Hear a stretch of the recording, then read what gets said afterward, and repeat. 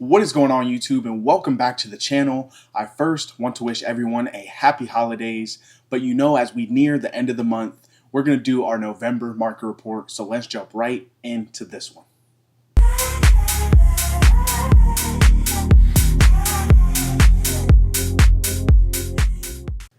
If you are new to the channel, welcome, and if you are returning, welcome back. As usual, my name is Shandon Kaya, your host of the Living in Tampa Bay channel. And to preface the video, as always, I am a licensed agent in the state of Florida, so if you have real estate goals or questions, I would be honored to earn your real estate business and help you achieve those goals. So I'll drop my contact information on screen so you can get in touch. If this is your first time seeing one of my market report videos, I cover 3 key metrics. That's going to be active inventory, average days to sell, and average sales price. In these videos, I cover the 4 major counties of Tampa Bay. That's going to be Hillsborough, Pinellas, Pasco, and Manatee.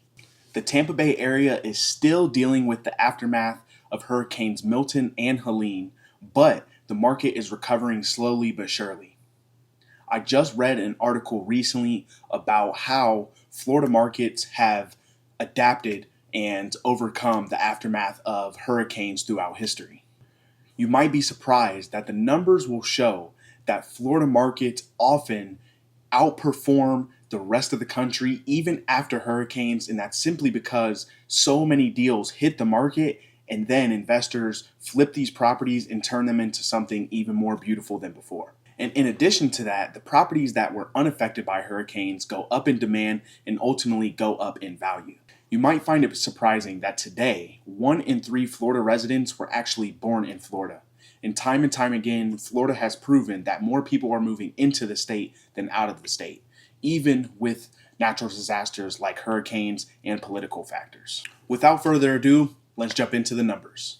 First up, we have Hillsborough County with an active inventory of 5,926 properties, taking an average of 57 days to sell, and an average sales price of $545,656. All 3 increases from what we saw a month ago. Second, we have Pinellas County with an active inventory of 6,398 properties, taking an average of 65 days to sell, and an average sales price of $521,590. Again, all 3 increases from what we saw in October, following the same trend as Hillsborough.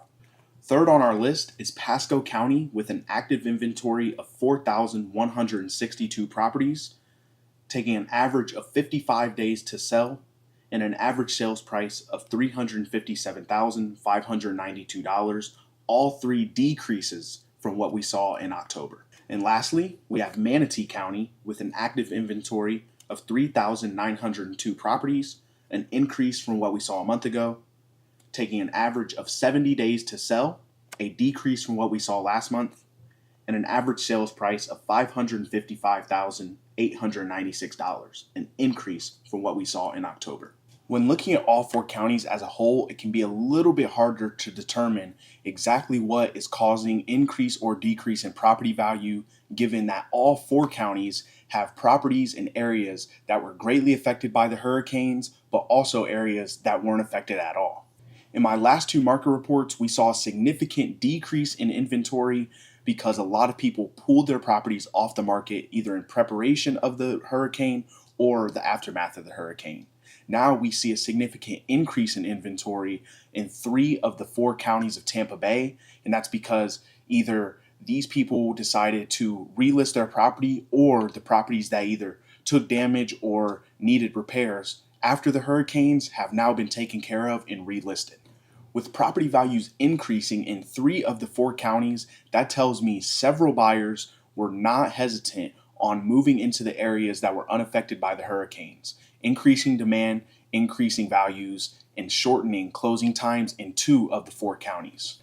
In such a short amount of time, all the local municipalities have done an amazing job of making sure the city is recovering rapidly from these previous hurricanes.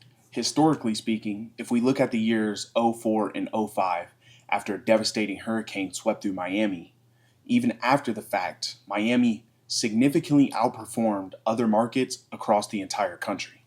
I believe with the help of local municipalities and the strong community we have here in Tampa Bay, I expect the same result from Tampa Bay in terms of the real estate market. I'll repeat myself the same way I did the last couple videos. In the short term, there's going to be several deals that are going to hit the market. A lot of sellers, unfortunately, are going to have to take losses on their homes. But in the long term, property values are going to go up, especially in the areas that were unaffected by the hurricanes due to a result in rising demand. Investors across Tampa Bay will be putting their capital into these properties, restoring them to their previous value, and stabilizing or even inflating the future market. And again, this is just my perception of where I think the market is going. I'm no sidekick, but based on the numbers and the trends I'm seeing every day, this is what I anticipate. This video is much longer winded than some of my previous ones, but I wanted to make sure I covered all the bases and gave you all the knowledge that I've been reading up on so you can make the best decision when it comes to buying or selling your home. Again, if you have real estate goals or questions, you're looking to buy, sell, or invest in Florida, especially the Tampa Bay area, I'd be honored to earn your business. So I'll drop my contact information one more time so you can get in touch. That's going to be the end of this video. So if you enjoyed, be sure to like, comment, and subscribe, and stay tuned for more. Peace.